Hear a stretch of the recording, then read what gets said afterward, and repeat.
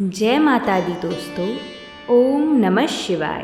भक्तों, स्वागत है आपका गंगा व्रत कथा में, जहां आपको मिलती हैं हमारे धर्म, संस्कृति और परंपराओं से जुड़ी पावन कथाएं। आज हम सभी माताएं बहनें इस नवरात्रि दुर्गा सप्तशती का पाठ करेंगे। दुर्गा सप्तशती का पाठ या श्रवण करना मंगलमय होता है। माना जाता है कि दुर्गा सप्तशती के इन 13 अध्यायों को सुनने से घर की दरिद्रता दूर होती है, नकारात्मकता दूर होती है और सभी कार्य शुभ और मंगलमय होते हैं। आज मैं आप सभी के सामने दुर्गा सप्तशती की पौराणिक कथा सुनाने जा रही हूँ। आप सभी माताएं बहनें इस कथा को प्रसन्न चित्त मन से और श्रद्धा भक्ति भाव से सुनिएगा। माता रानी की कृपा सभी पर बनी रहे। बोलिए जयकारा शेरा वाली दा, बोल सांचे दरबार की जय। माताओं बहनों, एक बार मार्कंडेय जी बोले, सूर्य के पुत्र सावर्णी जो 8वें मनु कहे जाते हैं, उनकी उत्पत्ति की कथा विस्तार पूर्वक कहता हूँ, सुनो। सूर्य कुमार महाभाग सवर्णी भगवती महामाया के अनुग्रह से जिस प्रकार मनवंतर के स्वामी हुए, वही प्रसंग सुनाता हूँ। पूर्व काल की बात है। सुरथ नाम के एक राजा थे जो चैत्र वंश में उत्पन्न हुए थे। उनका समस्त भूमंडल पर अधिकार था। वे प्रजा का अपने पुत्रों की भांति ही धर्म पूर्वक पालन करते थे। फिर भी उस समय कोला विध्वंसीय क्षत्रिय उनके शत्रु हो गए। राजा सुरथ की दंड नीति बड़ी प्रबल थी। उनका शत्रुओं के साथ संग्राम हुआ। यद्यपि कोला विध्वंसी संख्या में कम थे, तो भी राजा सुरथ युद्ध में उनसे परास्त हो गए। तब वे युद्ध भूमि से अपने नगर को लौट आए और केवल अपने देश के राजा होकर रहने लगे।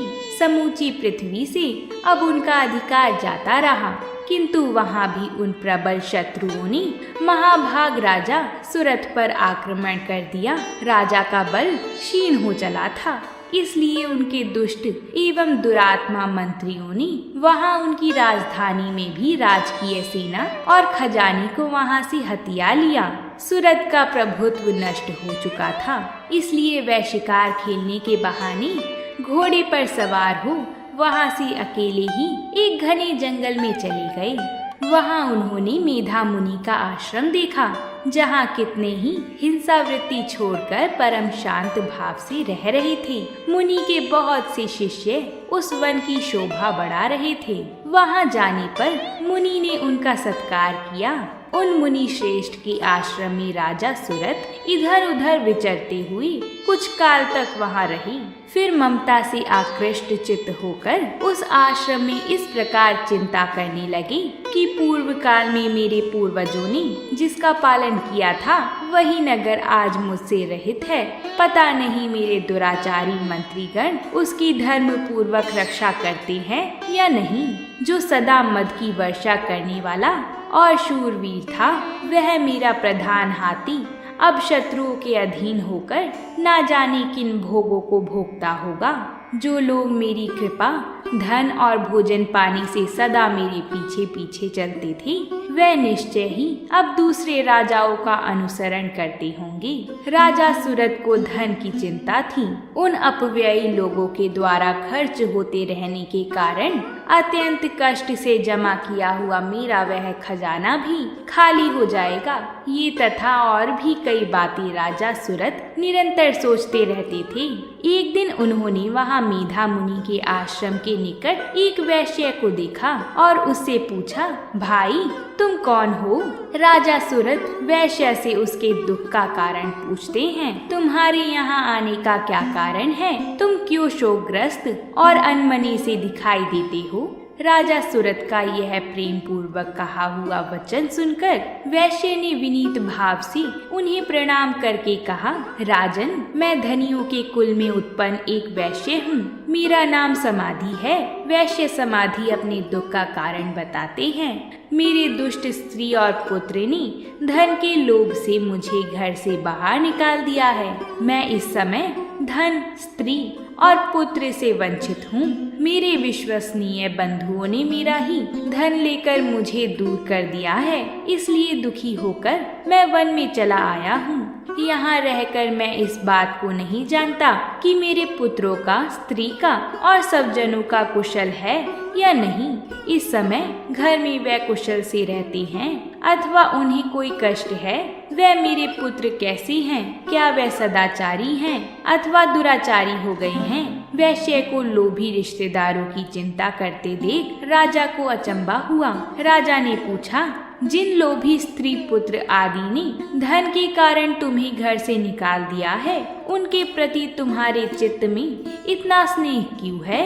वैश्य भी राजा की बात से सहमत होता है। वैश्य बोला, आप मेरे विषय में जो बात कहते हैं वह सब तो ठीक है, अर्थात जिन लोभी रिश्तेदारों ने वैश्य को धन के लोभ में घर से निकाल दिया, उनके प्रति मन में स्नेह के विचार क्यों आ रहे हैं? किंतु क्या करूं, मेरा मन निष्ठुरता नहीं धारण करता।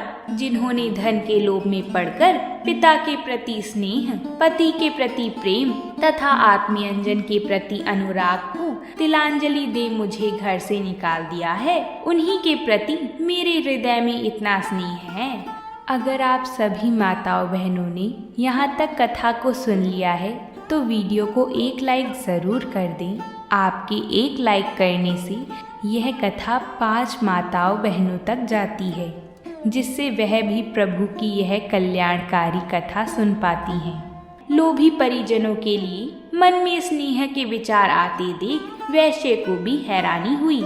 महामते, गुणहीन बंधुओं के प्रति भी जो मेरा चित्त इस प्रकार प्रेम मग्न हो रहा है, यह क्या है? इस बात को मैं जानकर भी नहीं जान पाता। उनके लिए मैं लंबी सांसें ले रहा हूँ और मेरा हृदय अत्यंत दुखी हो रहा है।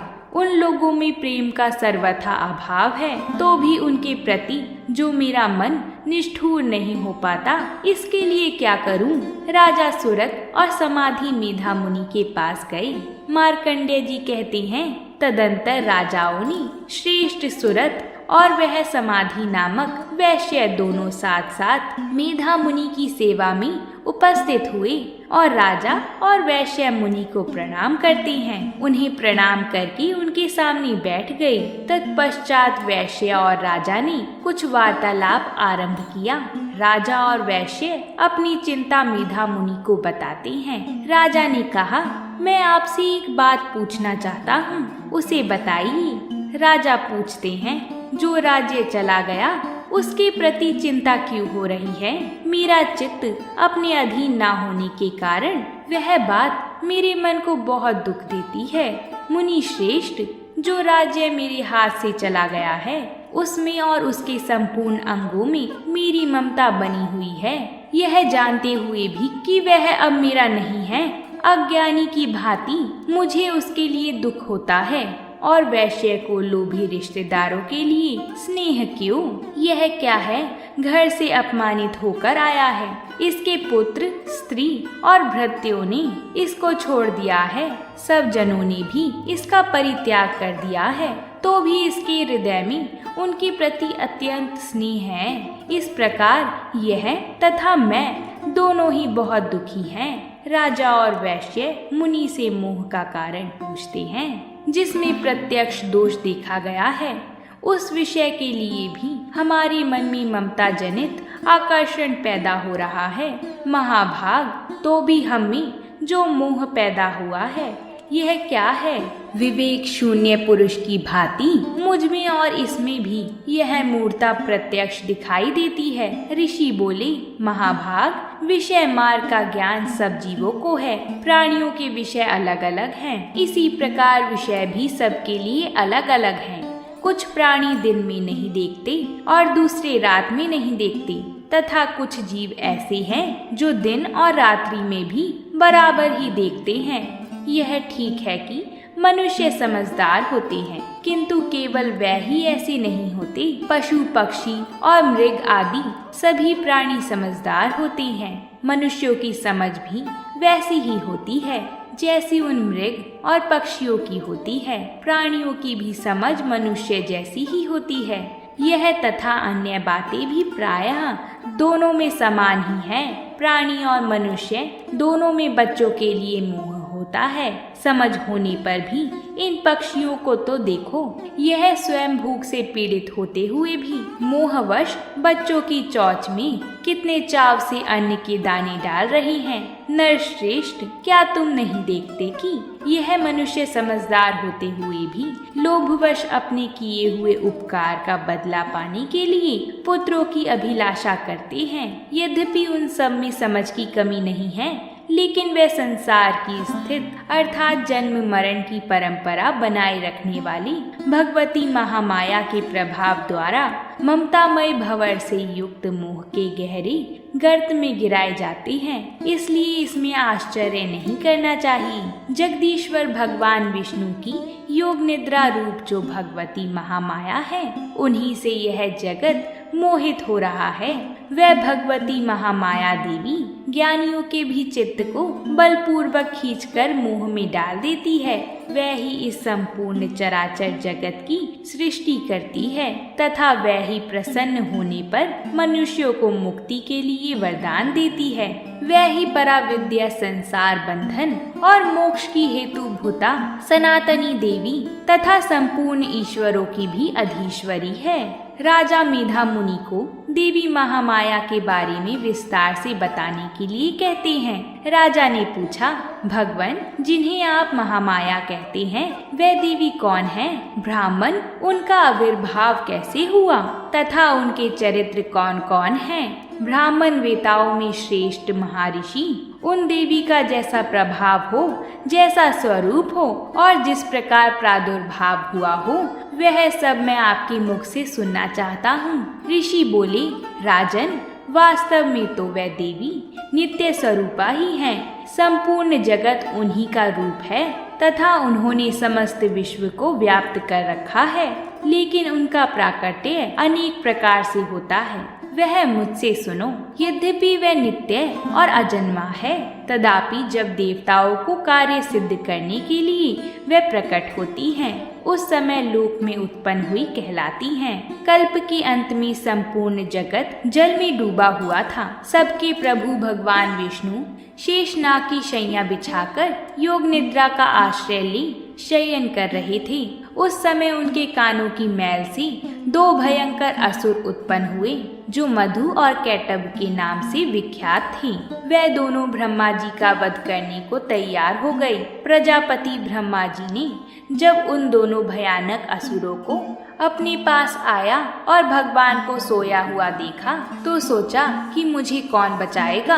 एकाग्रचित होकर ब्रह्मा जी भगवान विष्णु को जगाने के लिए उनके नेत्रों में निवास करने वाली योग निद्रा की स्तुति करने लगे, जो इस विश्व की अधीश्वरी, जगत को धारण करने वाली, संसार का पालन और संहार करने वाली तथा तेज स्वरूप भगवान विष्णु की अनुपम शक्ति हैं। उन्हीं भगवती निद्रा देवी की ब्रह्मा जी स्तुति करने लगे। ब्रह्मा जी ने कहा, देवी, तुम ही सवाहा, तुम ही सवधा और तुम ही वष्टकार हो। स्वर भी तुम्हारे ही स्वरूप हैं। ओमकार की तीनों मात्राओं में देवी का स्वरूप है। तुम ही जीवन दायिनी सुधा हो। नित्य अक्षर प्रणव में अकार, उकार, मकार, इन तीन मात्राओं के रूप में तुम ही स्थित हो तथा इन तीन मात्राओं के अतिरिक्त जो बिंदु रूपा नित्य अर्ध मात्रा है, जिसका विशेष रूप से उच्चारण नहीं किया जा सकता, वह भी तुम ही हो। देवी, तुम ही संध्या, सावित्री तथा परम जननी हो। देवी, तुम ही इस विश्व ब्रह्मांड को धारण करती हो। तुमसे ही इस जगत की सृष्टि होती है, तुम ही से इसका पालन होता है और सदा तुम ही कल्प के अंत में सबको अपना ग्रास बना लेती हो। जगमयी देवी, इस जगत की उत्पत्ति के समय तुम सृष्टि रूपा हो, पालन काल में स्थित रूपा हो तथा कल्प अंत के समय संहार रूप धारण करने वाली हो। तुम ही महाविद्या, महामाया, महामेधा, महास्मृति, महामोह रूप महादेवी और महासुरी हो। तुम ही तीनों गुणों को उत्पन्न करने वाली सबकी प्रकृति हो। भयंकर काल रात्रि, महारात्रि और मोह रात्रि भी तुम ही हो। तुम ही श्री, तुम ही ईश्वरी, तुम ही और तुम ही बोध स्वरूपा बुद्धि हो। लज्जा, पुष्टि, तुष्टि, शांति और क्षमा भी तुम ही हो। तुम खड्ग धारिणी, शूल धारिणी, घोर रूपा तथा गदा, चक्र, शंख और धनुष धारण करने वाली हो। बाण, भुषुंडी और परिघ ये भी तुम्हारे असल हैं। तुम सौभाग्य और सौम्यतर हो। सौम्य अर्थात विनम्रता, शीतलता, सुशीलता, कोमलता, इतनी ही नहीं जितने भी सौम्य एवं सुंदर पदार्थ हैं उन सब की अपेक्षा तुम अत्यधिक सुंदरी हो। पर और अपर सबसे परे रहने वाली परमेश्वरी तुम ही हो। सर्व स्वरूपे देवी, कहीं भी सत असत रूप जो कुछ वस्तुएं हैं और उन सब की जो शक्ति है यह तुम ही हो।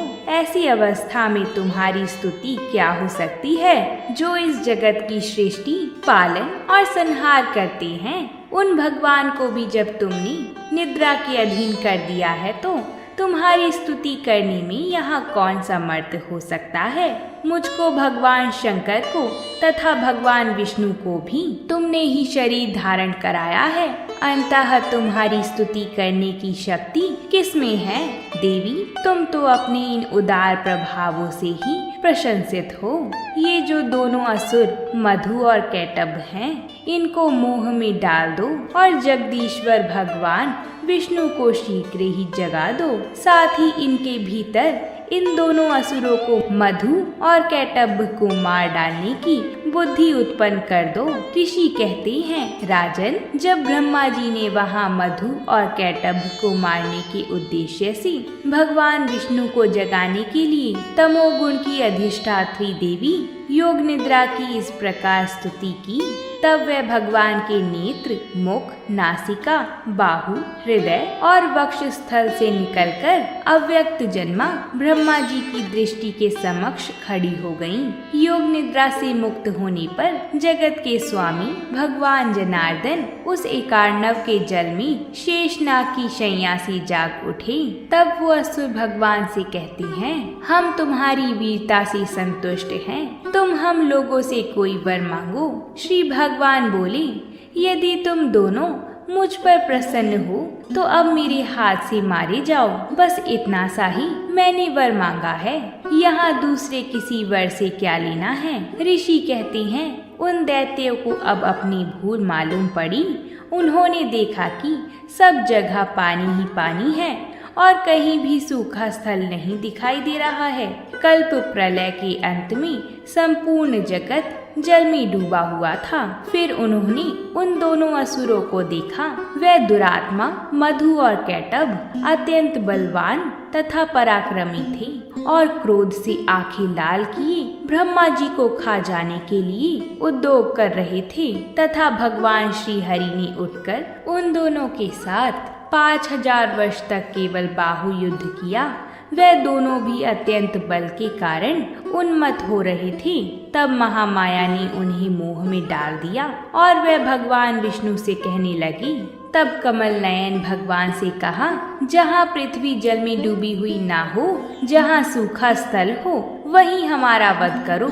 ऋषि कहते हैं, तब तथास्तु कहकर शंख, चक्र और गदा धारण करने वाले भगवान ने उन दोनों के मस्तक अपनी जांघा पर रखकर चक्र से काट डाली।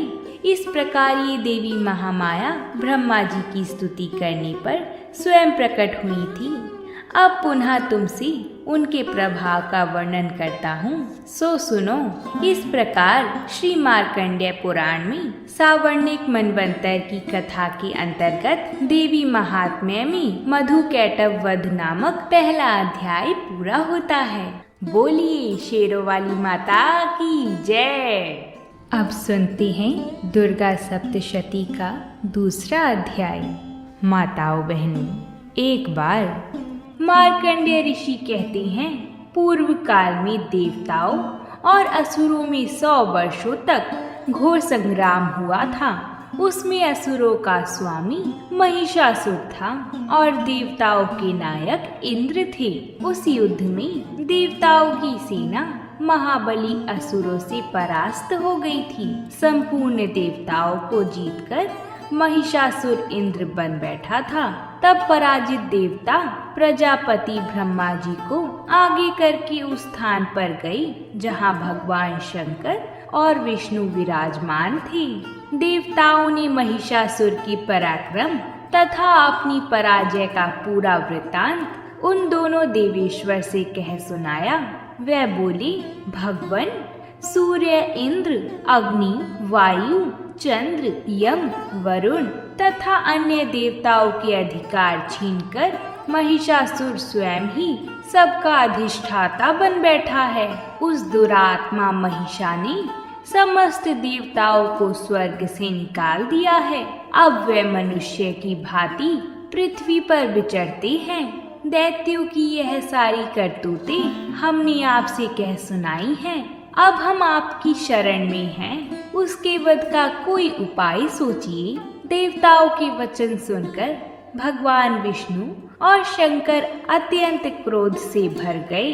कोप में भरे चक्रपाणी श्री विष्णु के मुख से एक महान तेज प्रकट हुआ। इसी प्रकार ब्रह्मा जी, शंकर जी तथा इंद्र आदि अन्य देवताओं के शरीर से भी बड़ा भारी तेज निकला। वह सब तेज निकलकर एक हो गया। वह तेज पुंज जलते पर्वत सा जान पड़ा। उसकी ज्वालाएं सभी दिशाओं में व्याप्त हो रही थी। समस्त देवताओं के शरीर से प्रकट हुए उस तेज की कहीं तुलना नहीं थी। एकत्रित होने पर वह नारी रूप में परिणत हो गया और अपने प्रकाश से तीनों लोकों को व्याप्त जान पड़ा। भगवान शंकर का जो तेज था उससे देवी का मुख प्रकट हुआ। यमराज के तेज से सिर के बाल निकल आए। श्री विष्णु के तेज से भुजाएं उत्पन्न हुई। चंद्रमा के तेज से वक्षस्थल का और इंद्र के तेज से मध्य भाग का प्रादुर्भाव हुआ। वरुण के तेज से जांघा और पिंडली तथा पृथ्वी के तेज से नितंब भाग प्रकट हुआ। ब्रह्मा के तेज से दोनों चरण और सूर्य के तेज से उनकी अंगुलियां हुई। वसुओं के तेज से हाथों की उंगलियां और कुबेर के तेज से नासिका प्रकट हुई। उस देवी के दांत प्रजापति के तेज से और तीनों नेत्र अग्नि के तेज से प्रकट हुई। उनकी भौएं संध्या के और कान वायु के तेज से उत्पन्न हुए थे। उसी प्रकार अनन्य देवताओं के तेज से भी उस कल्याणमयी देवी का आविर्भाव हुआ। समस्त देवताओं के तेज पुंज से प्रकट हुई देवी को देखकर महिषासुर के सताए देवता बहुत प्रसन्न हुए। पिनाकधारी भगवान शंकर ने अपने शूल से एक शूल निकालकर उन्हें दिया। फिर भगवान विष्णु ने भी अपने चक्र से चक्र उत्पन्न करके भगवती देवी को अर्पण किया। वरुण ने शंख भेंट किया, अग्नि ने शक्ति दी और वायु ने धनुष और बाण से भरे हुए 2 तरकस प्रदान किए। सहस्त्र नेत्रों वाले देवराज इंद्र ने अपने वज्र से वज्र उत्पन्न करके दिया और ऐरावत हाथी से उतारकर 1 घंटा भी प्रदान किया।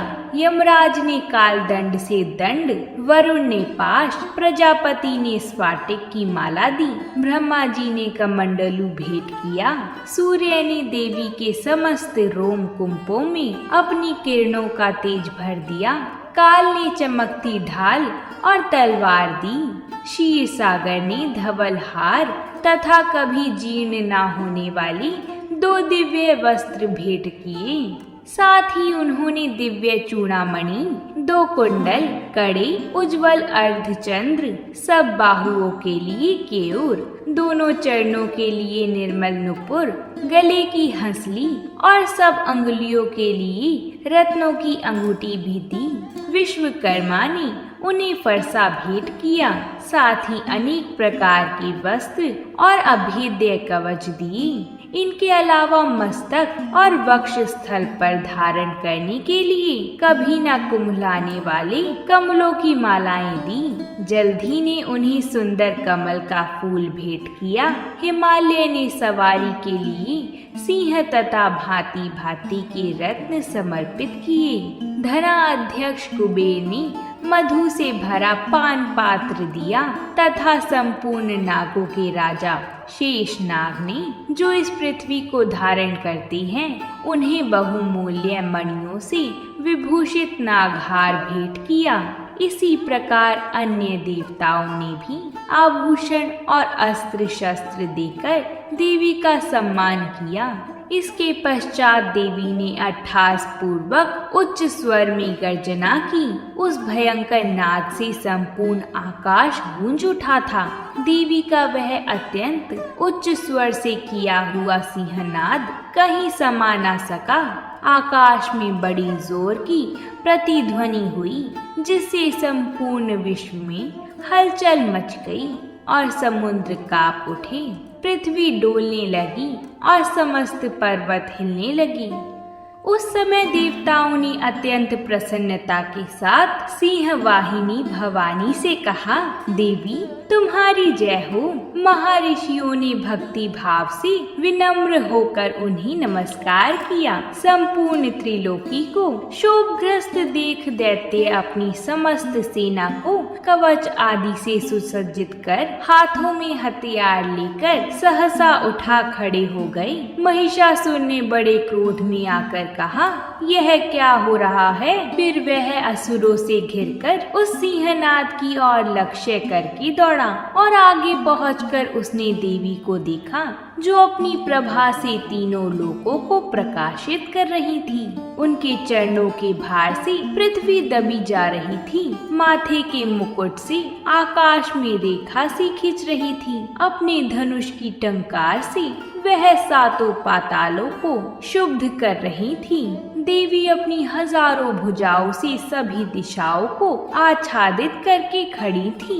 उनके साथ दैत्य का युद्ध छिड़ गया। नाना प्रकार के अस्त्र शस्त्र के प्रहार से दिशाएं उदासित होने लगी। चिक्षुर नामक असुर महिषासुर का सेना नायक था। वह देवी के साथ युद्ध करने लगा। चतुरंगिनी सेना लेकर चामर भी लड़ने लगा। 60,000 रथियों के साथ आकर उदग्र नामक महादैत्य ने लोहा लिया। 1 करोड़ रथियों को साथ लेकर महाहनु नामक दैत्य युद्ध करने लगे। तलवार के समान तीखे रोए वाला असीलोमा नामक असुर 5 करोड़ रथी सैनिकों सहित युद्ध में आ डटा। 60 लाख रथियों से घिरा बाशकल नामक दैत्य भी उस युद्ध भूमि में लड़ने लगा। परिवारित नामक राक्षस हाथी सवार और घुड़सवारों की अनेक दलों तथा 1 करोड़ रथियों की सेना लेकर युद्ध करने लगा। बिडाल नामक दैत्य 5 अरब रथियों से घिरकर लोहा लेने लगा। इनके अतिरिक्त और भी हजारों महादैत्य रथ, हाथी और करोड़ों की सेना साथ लेकर देवी के साथ युद्ध करने लगे। स्वयं महिषासुर रणभूमि में सहस्त्र रथ, हाथी और करोड़ों की सेना से घिरा हुआ खड़ा था। वह दैत्य देवी के साथ तोमर, भिदिपाल, शक्ति मूसल, खड़ग, परशु और पट्टिश आदि अस्त्र शस्त्रों का प्रहार करते हुए युद्ध कर रहे थे। देवी ने क्रोध में भरकर खेल खेल में ही अपने अस्त्र शस्त्रों की वर्षा करके दैत्यों के समस्त अस्त्र और शस्त्र काट डाले। उनके मुख पर परिश्रम या थकावट का लेश मात्र भी चिन्ह नहीं था। देवता और ऋषि उनकी स्तुति करते थे और वह भगवती परमेश्वरी दैत्य पर अस्त्र शस्त्र की वर्षा करती रही। देवी का वाहन सिंह भी क्रोध में भरकर गर्दन के बालों को हिलाता हुआ असुरों की सेना में इस प्रकार विचरने लगा, मानो वनों में दावानल फैल रहा हो। रणभूमि में दैत्यों के साथ युद्ध करती हुई अंबिका देवी ने जितने निःश्वास छोड़े वे तत्काल सैकड़ों हजारों गणों के रूप में प्रकट हो गए और परशु, भिदिपाल, खड्ग तथा पट्टिश आदि अस्त्रों द्वारा असुरों का सामना करने लगे। देवी की शक्ति से बड़े हुए वैगण असुरों का नाश करते हुए नगाड़ा और शंख आदि बजाने लगे। उस संग्राम महोत्सव में मृदंग बजा रहे थे। तदंतर देवी ने त्रिशूल से, गदा से, शक्ति की वर्षा से और खड्ग आदि से सैकड़ों महादैत्यों का संहार कर डाला। कितनों को कांटे के भयंकर नाद से, बहुतेरों को पास से बांधकर धरती पर घसीटा। अनगिनत दैत्य उनकी तलवार की मार से टुकड़े हो गए। कितने ही गदा की चोट से घायल होकर धरती पर सो गए। कितने ही मुसल की मार से रक्त वमन करने लगे। बाज की तरह झपटने वाले दैत्य अपने प्राणों से हाथ धोने लगे। कुछ की बाहें छिन्न भिन्न हो गईं। कितनों के गर्दन मस्तक कटकर गिरे। मस्तक कट जाने पर भी फिर उठ जाते और केवल धड़ के ही रूप में ही युद्ध करने लगते। दूसरे कबद युद्ध के बाजों की लय पर नाचते। कितने ही बिना सिर के धड़, हाथों से खड्ग और शक्ति लिए दौड़ते थे तथा दूसरे महादैत्य ठहरो ठहरो यह कहते हुए देवी को युद्ध के लिए ललकारते थे। जहाँ संग्राम हुआ वहाँ की धरती देवी के गिराए हुए रथ, हाथी, घोड़े और असुरों की लाशों से ऐसी पट गई थी, वहाँ चलना फिरना असंभव हो गया था। दैत्यों की सेना में हाथी, घोड़े और असुरों के शरीर से इतनी अधिक मात्रा में रक्तपात हुआ था कि थोड़ी ही देर में वहाँ खून की बड़ी बड़ी नदियाँ बहने लगीं। जगदम्बा ने असुरों की विशाल सेना को क्षण भर में नष्ट कर दिया। ठीक उसी तरह जैसे तृण और काठ के भारी ढेर को आग कुछ ही क्षणों में भस्म कर देती है, सिंह भी गर्दन के बालों को हिला हिलाकर जोर जोर से गर्जना करता हुआ दैत्यों के शरीरों से मानो उनके प्राण चुन लेता था। वहाँ देवी के गणों ने भी उन महादैत्य के साथ ऐसा युद्ध किया जिससे आकाश में खड़े देवतागण उन पर बहुत संतुष्ट हुए और फूल बरसाने लगे।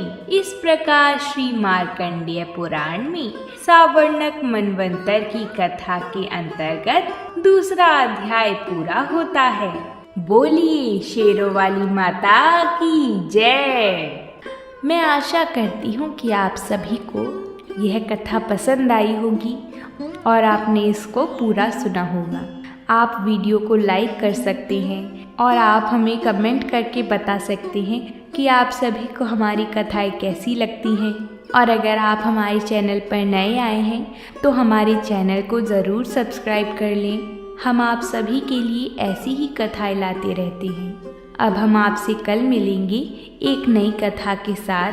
तब तक के लिए प्रेम से बोलिए जय माता दी।